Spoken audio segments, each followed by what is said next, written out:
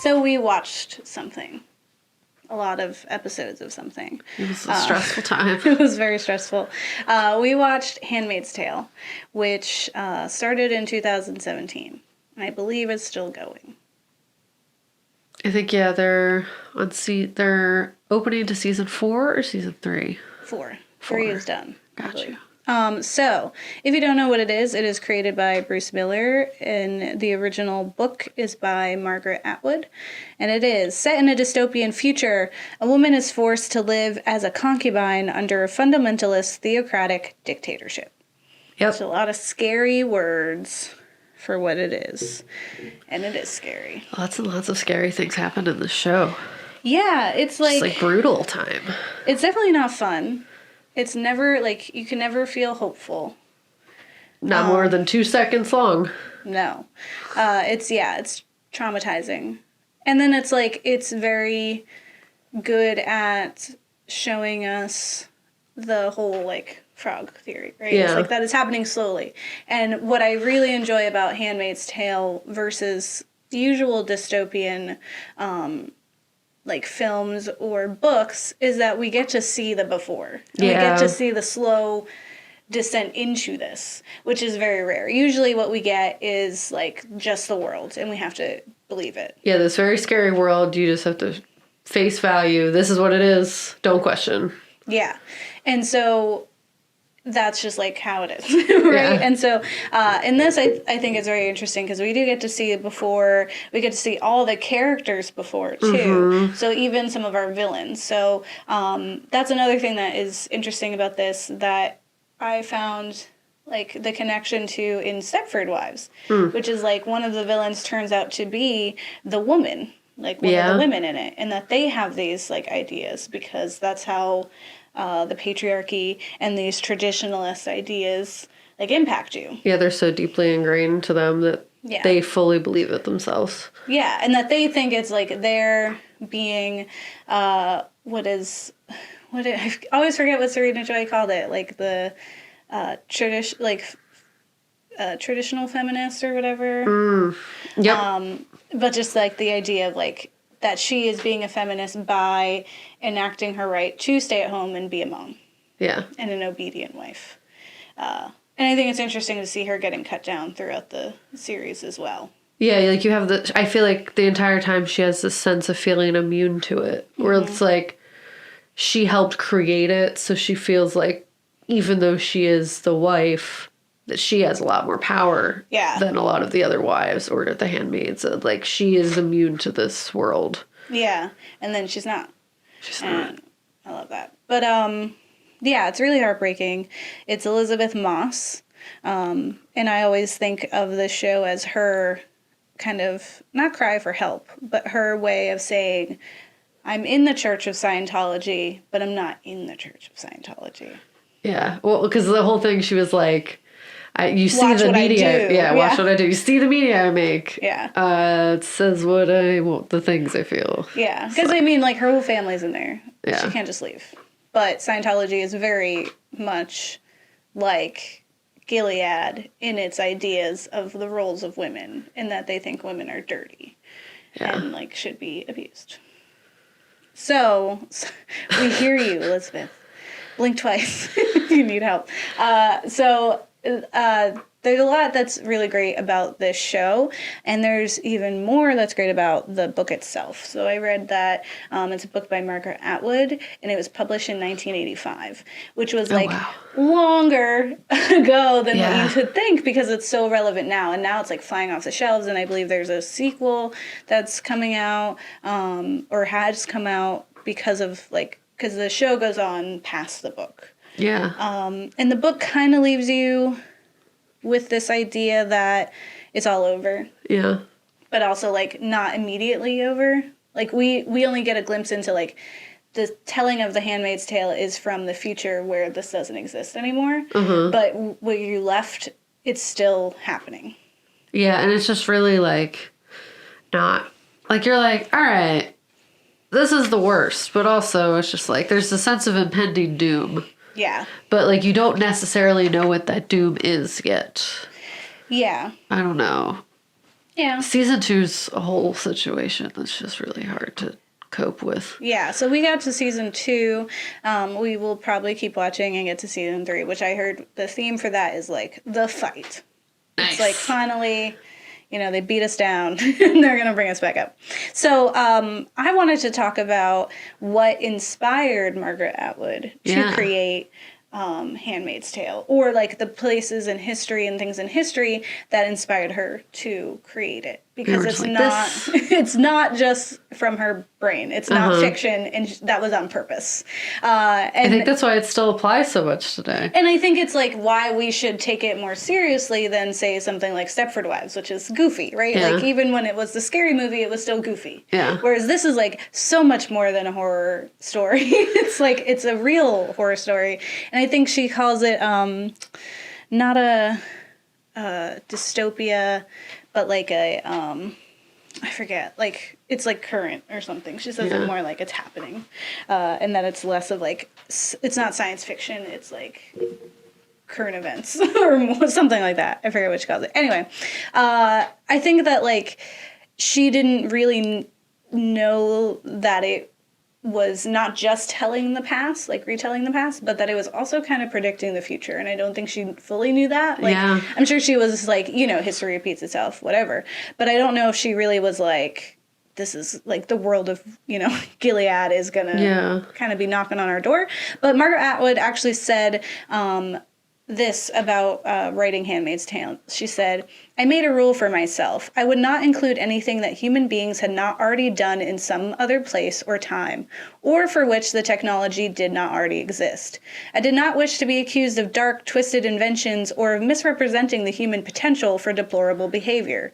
The group-activated hangings, the tearing apart of human beings, the clothing specific to castes and classes, the forced childbearing and the appropriation of the results, the children stolen by regimes in place for the upbringing with high-ranking officials, the forbidding of literacy, the denial of property rights, all had precedents, and many of these were to be found not in other cultures and religions, but within Western society and within the Christian tradition itself." Yep.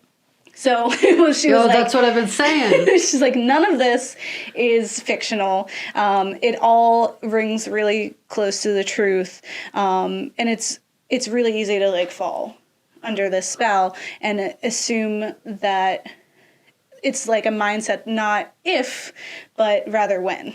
100%. Like, when is it going to happen, right? So even like since the publication of this book, we've seen elements of the story brought to light. For example, the Taliban's rise to power and subjugation of women in the 1990s, right? So that was like not very long after this book came out, that was happening. Yeah. And that was like, it's still affecting us now. Like we still, not us, but like still affecting people now. Yeah. That they don't have like the rights and they were ripped from what they used to be. Like, have you ever seen pictures like of pre-Taliban society where there's like women in like shorts and like tank tops on the beach, and it's just like, what? Like you forget that like, because that's always been our lives. Like we've never seen that other life for them. So there's this very helpful website called historycollection.co that highlights some of the historical events, but also like just from knowing history. But they have this listicle called 17 Moments in History That Inspired The Handmaid's Tale. And I'm not going to go into all 17. Okay, go ahead. I will. Tell me the ones you can. I'll go through a bunch. We're here for a good time, not a long time. Yeah. I will go through as many as I can because they are really good. So one, during Margaret Atwood's research to kind of like develop the story for Handmaid's Tale, she found this article about the fundamentalist Christian group in New Jersey called the People of Hope. Yes. So these were pretty much a cult. Eventually they were dubbed a cult. Yeah. But they wanted to have a society that was like the Bible. They wanted to like retroact society to go back to the way that they thought was how you should be. And the group is still active. Oh, fun. So that's good. So women in the People of Hope were subservient to men. The marriages were arranged, and they considered everyone outside of their church as the empire of evil. I mean, like, Quite that's a kind of like most title. religion. Yeah, anyone this is like outside quite of a it is pretty title. good. Empire. I will say the women in it are a little more like the wives in Gilead, and that they do Okay. have a little more power, and they're not being used as like, you know, baby cattle, baby making cattle, but they're still like, they had to be at home. So another thing that Margaret Atwood found in her research was called the Decree 770 in Romania. Okay. So what this decree was this law that passed in 1967 that made abortions and all forms of contraception illegal. Which is like, we're familiar. Yeah, they're trying to do that here. The thing about it was that it has nothing to do with religion or like religious beliefs. It was because their country was suffering from low birth rates. Okay. And the reason for that was that more and more women were going to the workforce. Yeah. So in order to go to the workforce and have like freedom and be able to pay for food and like live their lives, they couldn't also have children because they needed to work. Yeah. And so there was more women who were working and less of them staying home and having children. Yeah. So there was like this fear in the country that like, this is the end, like we're not going to have any, and it plummeted so low that there was already these things in place in the country. So like the government had already taxed married couples a 6% income tax if they did not have children between the ages of 25 and 50. But that wasn't enough. So they just totally banned all use of contraception and, of course, abortions, right? So we know what the problem with that is, and that's that, you know, abortions don't just go away, just safe ones do. Yeah. So after the change of the law, the women had no longer had access to birth control, and the number of babies born that year skyrocketed to roughly double what they had been the year before. Yeah. Because they didn't have any other choice. Yeah. And because it's forcing hands. A part of it was that women were forced to visit the gynecologist once a month to check for pregnancy, and police officers stood in the halls to make sure the women complied. And if a woman was pregnant, the doctors followed her, like, very closely and would, like, ensure that she did it. And then if anything happened to them, you know, or the baby, you would be at fault for that. And then, so they have this rise in birth rates, but then they had a rise in deaths by at-home abortions. Yeah. Because, again, it was no longer safe.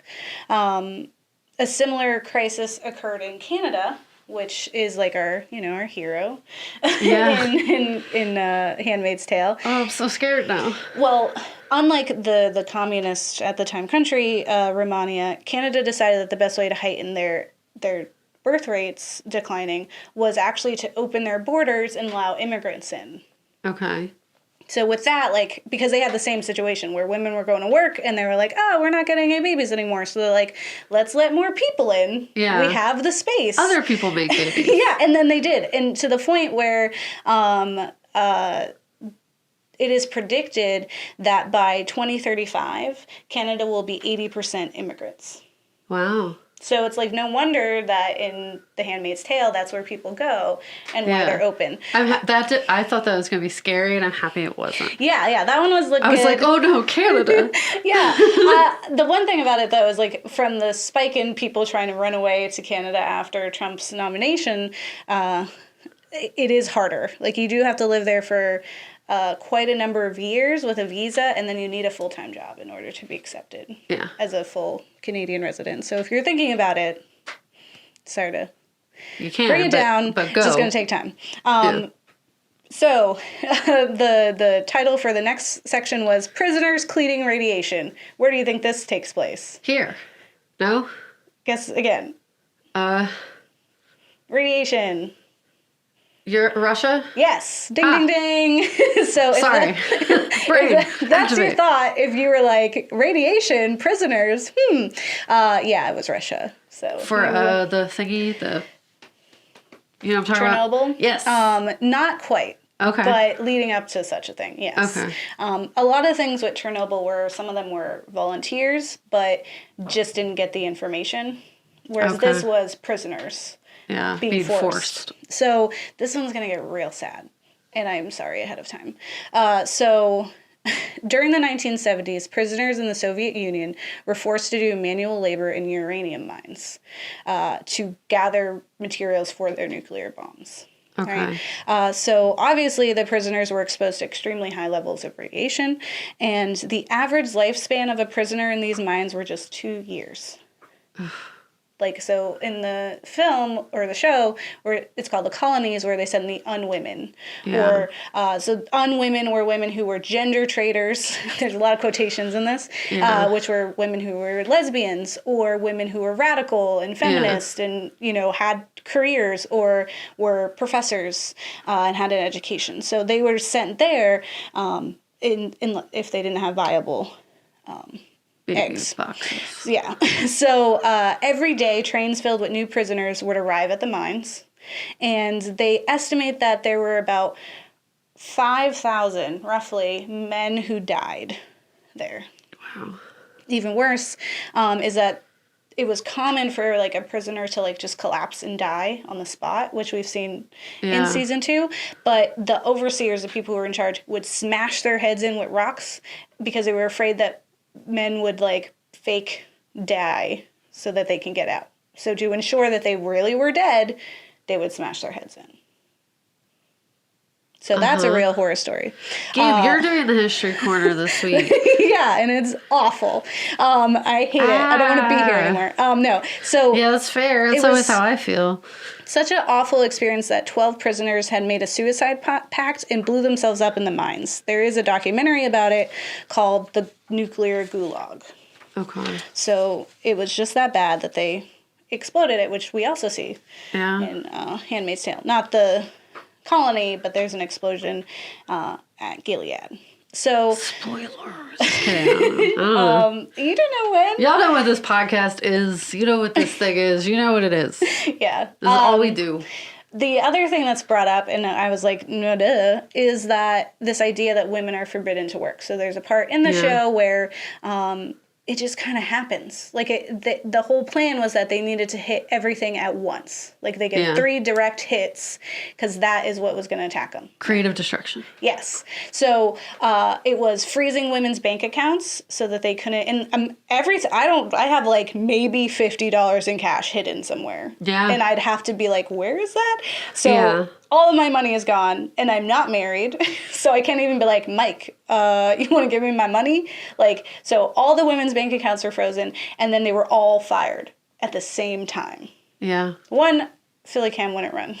We're all women. It's all women. It's like It'd 4 be done men. Now. Yeah. Well, no, it's an intellectual space. So. Yeah. So it's nonprofits creative. Are all gone at that point. Yeah, nonprofits are definitely gone. So this idea that that women wouldn't work seems like crazy. Like, because it's like, I've always worked, and all the women I know have worked. Yeah. And they're, like, my grandmother, like, raised 6 kids with 3 jobs. Yeah. Like, she was practically a single mom and worked 3 jobs to feed these children. Like, and she's, been here for a long time. But the idea that, like, women work is new. That's, so, like, we didn't have, women were not allowed to work. They were forbidden to work. We couldn't have a credit card. Yeah. They couldn't go. Like, you couldn't have a job unless it was doing sex work. And that was incredibly dangerous, and it was frowned upon. So you couldn't do anything until World War II, when all the men got shipped away, and then they were like, we need somebody to work in the factories. Let's bring in Rosie Riveter and her friends, and Marilyn Monroe, 'cause she was there. She had a different name at the time, Norma Jean. But all those women, all of a sudden, were like, we could do it, and they're licking their uranium glowing paint and, end up with cancer. But still, that's a different story. Then they were working. And now we have, this taste for independence and money. And it's also necessity at this point. Yeah, there's no way that we could have a one-person household income happening. But when we look at it, that was only around 75 years ago. That's one person's lifetime. That's someone's grandma's lifetime. Yeah, it was recent that we weren't allowed to have credit cards. Mm-hmm. It was very recent. I don't have the year, but I remember learning about it in school and being horrified. Yeah. I was like, what? Yeah. And there's so what I was just saying, I sent to you, what was it, 2015? was when being gay was, like, no longer illegal in America. Yeah. Like, it was, like, 2014. Like, we're like, oh, yeah, of course. 5 years ago. It's not very long ago. Yeah. Or, like, just seeing, like, during, you know, Obama having it be, like, marriage be legal. That didn't happen. Like, all you millennials, like, next millennials, whatever you're called, Gen Zers. Yeah. You don't even know how good you have it. Before, it was just like you could be fired from the military even though you were drafted if they found out before there was the don't ask, don't tell, which is also not great. Anyway, there's also the idea of off-red, right? So the idea of getting these names that made you subservient to someone, and that isn't too far from history in that slavery. We stole people from Africa, we took their names away, we gave them white names, and we gave them their slave masters' last names. Yeah. Which is why during the Civil Rights Movement, there was an uprising of people taking back their names. Or, like, people who have the last name, like, Africa. Because they're like, no, I don't have it. Or Malcolm X. Like, he literally has X because he does not know what his ancestors' names were. Yeah. Like, because they weren't allowed to have them. Yeah. And they would have to sign documents with X. So that has always happened, or has previously happened. So in this book and in the show, you are named after the man of the house. Yeah. So our main character is Offred or of Fred. And then we have, like, of Warren. Yeah. Or of Daniel. Or, I don't know, of Paul. Yeah. It's just, you're of whoever that is. So that's also, it's not the same thing. But in Italy, you, like, at the birth of merchant culture, whenever you were sold to your husband through your dowry, your name was written into history, but if you did anything wrong, they would erase you and kill your kids that you had with him so that the new wife can have all new ones. Fresh, yeah. Yeah. And then you just never existed. Think about how women take their husband's last name. Yeah. You erase your last name. That is not real. And now you have a new one. Yeah. Or you just have your dad's last name. Yeah. I have both. I have my mom and my dad's last name. I just have my dad's. I can't wait to get rid of one of them. Guess. Okay. So another, I'm going to get into scary place again. Go ahead. That's our whole thing. Yeah. So in 1958, the Child Welfare League of America, which right there, it's not going to be great, began what they called the Indian Adoption Project. So also incorrect words. Yeah. But they called it the Indian Adoption Project. And what this was that they believed that children who were living on First Nation reservations were not living the ideal American standards. Oh, gosh. They weren't being abused. They were just living their lives with their community, but it was not American enough for them.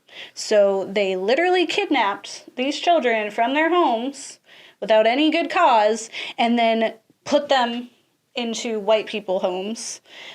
They were not documented properly, so they could never find their home. And a lot of these white families weren't even, like, fully ready to have children. There's a case where someone who came from, like, he was like one of six, and him and three of his siblings ended up at one house, and they ended up living a really, like, poverty-stricken life because the family was not able to take care of 4 kids. Yeah. And they just gave them 4 kids, and were like, here you go now. You're white, so you deserve them more than their parents who are good to them, who are, like, also their culture. Yeah. Yeah, so that happened. And to bring it to reality, to today, we have mothers who are losing their children and having them ripped from them for no good reason. Cages. Put in cages. And put in cages. It happens and not so many documented times. properly so that you They're don't gone. know where they are. They're gone. We have no idea where they are. Yeah. And now we have coronavirus. Who knows what's happening to them? No one's talking about it. Okay, less scary. Dress codes. So the FLDS or Mormons have clothing restrictions. Yeah. Or you have to have full-length skirts. But what I think of and what I had always thought of when I watched the show was the underwear that the maidens wear. Yeah. Is definitely like the fabled, like, Mormon virgin underwear. Like, you're not supposed to see nobody. Yeah. It's not pretty. Yeah. Something interesting that I found was the Bible verse they use for the surrogacy and the ceremony, which is from Genesis 30:1-3, which reads, "And she said, Behold my maid Bila, go in unto her, and she shall bear upon her knees, upon my knees, that I may also have children by her." And that is used to justify the ceremony. Which is and they rape. read it every time. Yes.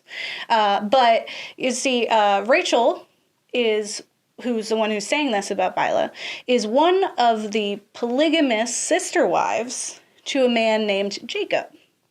And her sister wife, Leah, has many children, but Rachel has, problems conceiving for whatever reason, because it's life.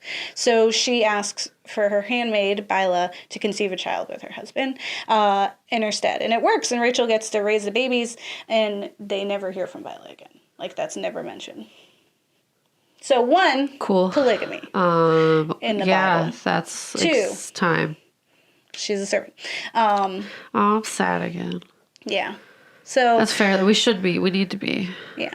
Well, and I mean, these days women can be paid to have children. So like Moira did. And in America, you could be paid a very hefty, like, to do it, right? I thought about it. Or to like, I was like, ooh, I got be debt. a surrogate. You can make so much money if you just like. But I can't because of narcolepsy. So yeah.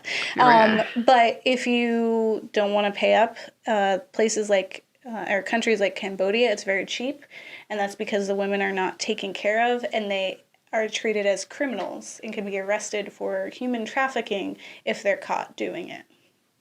Oh.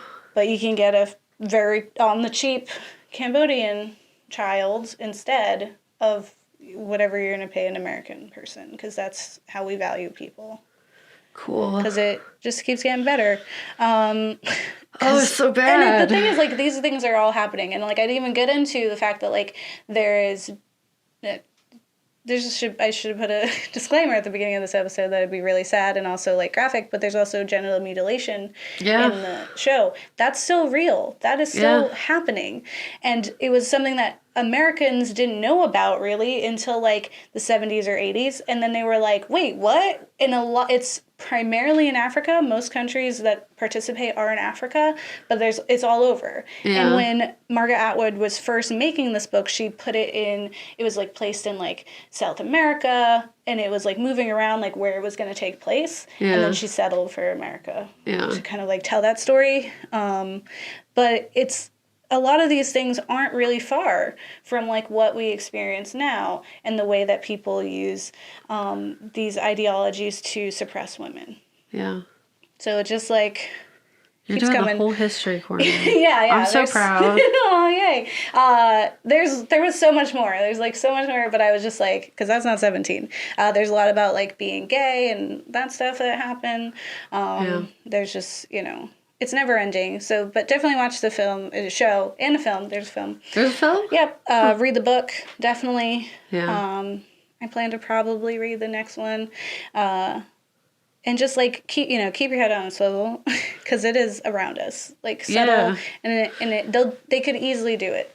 Well, because they're already slowly getting rid of our ability to basically say no to babies. Mm-hmm. Or say no, period. Yeah. We get little victories. They've been like changing the wording on what it is for sexual assault so that it's not. It's the whole time. Lots of little things are happening right now, and we are frogs, and we need to make sure that we do not boil to death. Yeah. Because we're on our way. Yeah, it always just seems like women need to have babies, but it's clearly only on their terms. So it's like we can't have abortions, but we also can't provide someone who wants a kid with a kid, right? Yeah. Like abortion, like adoption is low, like no one's doing it, and then we also can't like keep our own kids because they'll just take them. They just take them because they decided you're not like you can't have them now, not for anything you've done, just because of like your race. Cool. That's nice. It's not nice. It's not. It's the worst. So it's all happening, and just keep your eyes and ears peeled, and don't let it sneak up on us. Yeah.